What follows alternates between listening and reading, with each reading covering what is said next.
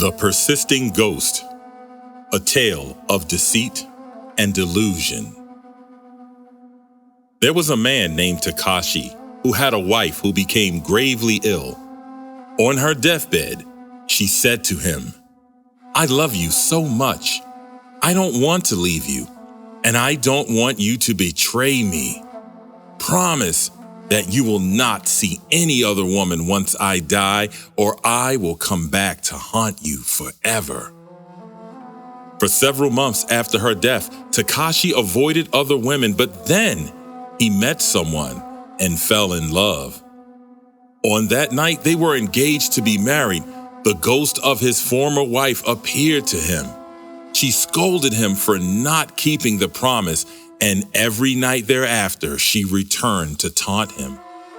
The ghost would remind him of everything that transpired between him and his fiancée that day, even to the point of repeating their conversation verbatim. It upset him so badly that he couldn't sleep at all. Desperate and unable to reconcile his problem, he sought the advice of a Zen master who lived near the village. "This is a very clever ghost," the master said upon hearing the man's story. "It is," replied Takashi. "She remembers every detail of what I say and do. It knows everything."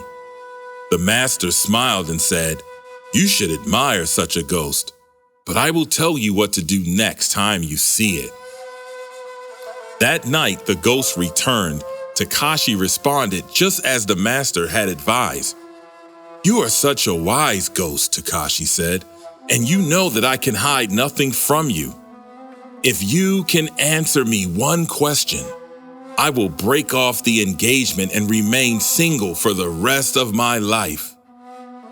"Ask your question," the ghost replied.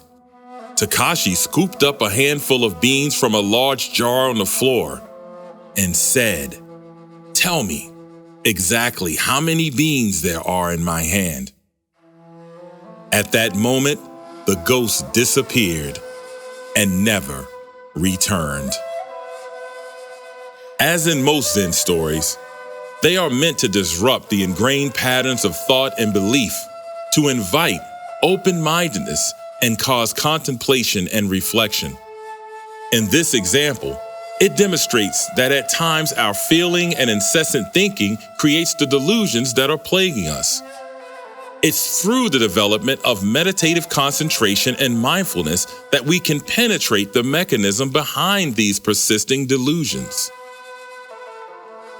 If you have found value in these words, please feel free to like and share. Namaste.